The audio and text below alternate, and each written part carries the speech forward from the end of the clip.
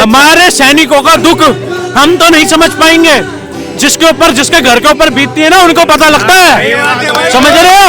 जिसका परिवार पे बीतती है उसको पता लगता है। हम तो सिर्फ रोटी खा के अरे जी हमारे देश का सैनिक मर गया, फिर हम फोन में व्हाट्सएप पे लग जाते। भैया उसके घर से पूछो जाके, 2-2 साल के उनके बच्चे होते हैं, 2-2 महीने उनकी शादी को होते हैं, मरते हैं, और ये क्या कहते हैं देश का दुर्भाग्य। ये गंदे लोग हैं भाई साहब, ये देश का होके भी देश का गद्दार है, समझ रहे हैं? पाकिस्तान गद्दार नहीं है, देश के रहने वाले जो देश को गंदा बताते हैं वो देश का असली गद्दार है। इस देश का ना बहुत बड़ा दुर्भाग्य है कि पढ़े लिखे इंसान जब ऐसी बात करते हैं तो बहुत दुख होता है हमें। पढ़े लिखे क्योंकि इससे पहले भी इज्जत मिली है।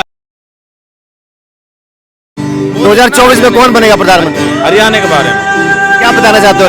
हरियाणा के बारे में क्या बताना चाहते हो, बताओ। भूपेंद्र हुड्डा आएगा हरियाणा में। अच्छा, हाँ। मनोहर खट्टर सही नहीं है? ना कोई क्यों? बेकार बीजेपी सरकार, फेल बीजेपी सरकार। हरियाणा में बीजेपी नहीं आएगी? ना आएगी। देश में कोई विकास की बात नहीं है, कोई मुद्दे नहीं है। क्या विकास होना चाहिए हमारे देश में? कुछ भी नहीं है, खाली राम के नाम पे ले रहे हैं, धर्म के नाम के। बताओ नहीं हुआ विकास की फॉर्म क्या होती है, क्या नहीं हुआ? सड़कें बन रही है, पिछली 24 घंटे आ रही है। मेवात में गए हो कभी? मेवात में गए हो भैया? तू कभी मेवात में गए हो? 2.5 लाख रुपए मिले हैं। 2.5 लाख। पलवल गए हो कभी? पलवल गए हो कभी? 2.5 लाख पानी बिना दामन में, जुमले होते हैं। दामन में पानी बिना बिजली बिना है, कभी गए हो? सारे एरिया का कोई एमपी खराब होएगा जाके ले बीजेपी के। एमपी और एमएलए हमारे यहाँ पे बीजेपी के हैं, कुछ भी कोई नहीं हो रहा। ना तो लाइट आती है, ना तो बीजेपी के ना कांग्रेस के। 24 घंटे लाइट है, 24 घंटे पानी आता है, 24 घंटे लाइट आती है। गरीबों को 2.5-3 लाख रुपए मिले हैं, 5 लाख रुपए का फ्री इलाज। कहाँ के रहने वाले हैं? मैं हिसार का हूँ, हरियाणा से भाई। हाँ जी। पलवल और यहाँ पर तो मेवात में तो हमारे यहाँ पलवल में दीपक मंगला जी एमएलए हैं, उन्होंने आज तक तो कोई भी विकास की बात नहीं करी। ना ही हमारे यहाँ कोई सड़क बनी है, ऐसी कोई घोषणा हो उनकी जो सड़क नहीं बनवाई हो, या कोई कॉलेज हो, या कोई ऐसी संस्था खुली हो जिससे लोगों का रोजगार बढ़े या उनको कोई हेल्प मिले उससे। ऐसा कुछ भी नहीं हुआ आज तक। बीजेपी सरकार ने कुछ नहीं किया अब तक। फेल बीजेपी सरकार।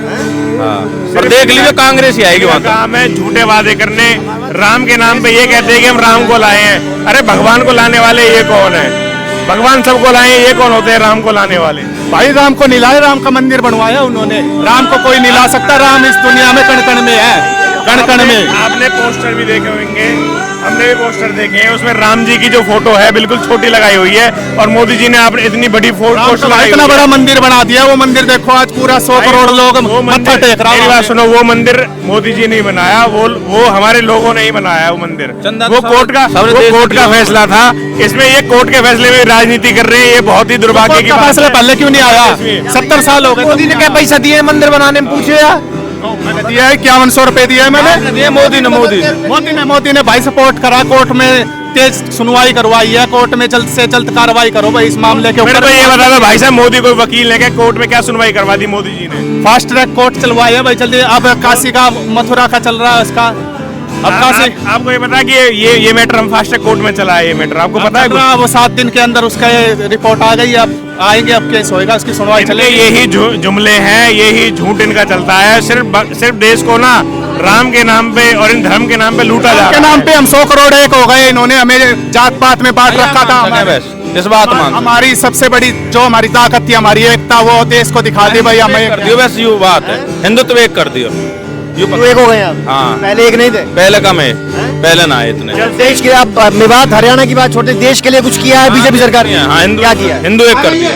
जब से मोदी सरकार आई है, जब से हिंदुत्व हमारा खतरे में आ गया है, उससे पहले हमारा हिंदुत्व खतरे में नहीं था। ठीक है, जब से क्यों नहीं था भाई? दो देश बना दिए, पाकिस्तान बना दिया, अब मोदी जी की सरकार है, अब ये कहते हैं कि हमारा हिंदुत्व बहुत खतरे में है। नहीं, इन्होंने तो नहीं कहा। कश्मीर से अभी 1990 में हमारे कश्मीरी पंडितों को भगाया गया। किसने भगाया था? मैं भी पंडित हूँ। कश्मीरी पंडितों के लिए कुछ भी नहीं है। सिर्फ ये ना झूठे जुमलेबाजी और भाषणबाजी में ये बोल देते हैं। ग्राउंड में कुछ कोई काम नहीं हो रहा। क्या नहीं हुआ? अगर काम ना हो रहा होता ना, जो ये पत्थरबाजी हो रही थी ना, आज हमारे देश के सैनिकों के ऊपर, सुनिए पहले 500 रुपए में जो हमारे सैनिकों के ऊपर पत्थरबाजी हो रही थी ना, जब कुछ काम ना हुआ होता तो भाई साहब आज हमारे सैनिक किसी लायक नहीं थे। आज हमारा सैनिक सीना ठोक के गोली मारता है, तू पत्थर तो फेंक के देख, आज कंकड़ भी नहीं मिलेगा आपको उनके घर के बाद। क्या पता कभी साले गोली मार दे। इस देश का ना बहुत बड़ा दुर्भाग्य है कि पढ़े लिखे इंसान जब ऐसी बात करते हैं तो बहुत दुख होता है हमें। पढ़े लिखे क्योंकि इससे पहले भी इज्जत मिली है। ऐसे समझते थे ये भारत देश तो साफ इससे पहले भी फौजियों थे। उससे पहले क्या पत्थर से मारते थे क्या आतंकवादियों को? और किसको मारते थे? आप एक बात बताओ, सुनो भाई साहब, आप सुनो।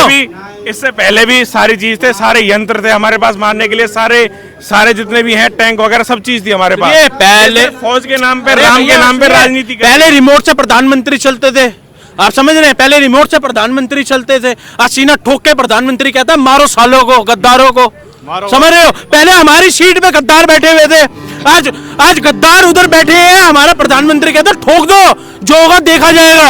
एक और न्यूज आई भाई साहब, 3 जने आतंकवादी पाकिस्तान में अननोन मेन से मारे गए। यही कांग्रेस पार्टी जिस इसने रो के सारे इंडिया के पूरे 250 से ज्यादा एजेंटों को रातों रात मरवा दिया था वर्ल्ड में, आज वही रो अजीत डोवाल के इंस्ट्रक्शन से, नरेंद्र मोदी के आशीर्वाद से पूरे वर्ल्ड में अपना वर्चस्व बना चुकी है। 27 लोगों को उड़ा चुके हैं पिछले 3 महीने में पाकिस्तान में, और कनाडा में भी 4 जनों को उड़ा दिया, और निर्जर पिक्चर को उड़ा दिया, सबको उड़ा दिया जो आतंकवादी थे। भाई साहब, देश का बहुत बड़ा दुर्भाग्य है, ये दुर्भाग्य होने ये फौज के नाम पे भी राजनीति कर रहे हैं। फौज के नाम पे राजनीति नहीं, ये राजनीति में फौज को लेके आए लोग, ये राजनीति में फौज को लेके आए हैं। फौज को ऊपर रहने दो, जो फौज ने आतंकवादियों को मारा उससे सबूत मांगते हैं, इनको डूब के मर जाना चाहिए। जो फौज अपनी जान पे खेल के वहाँ -40 या चीन में रहते हैं, उनके सामने खड़े होने की औकात नहीं है। कांग्रेस पार्टी सबूत मांगती है सर्जिकल स्ट्राइक के, डूब मरो सालो, डूब मरो। वो आदमी 30 साल आदमी अपनी फैमिली से अलग रहता है, वहां मर जाता है, उसके बच्चे बेचारे अपने बाप की शक्ल नहीं देख पाते।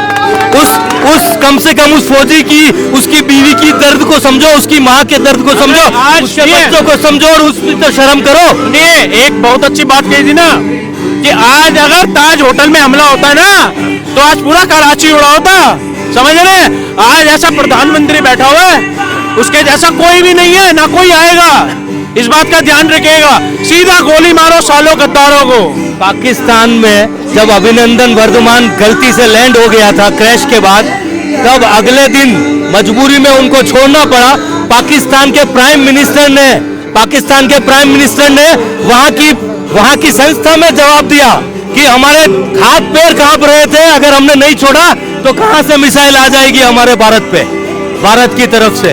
उनके हाथ पैर कांप रहे थे, ये वो पाकिस्तान के प्राइम मिनिस्टर का जवाब था। इसे कहते हैं नरेंद्र मोदी का 56 इंच का सीना। और जो देश का नहीं वो देश का गद्दार है। सुनिए, जो देश का नहीं वो देश का गद्दार है।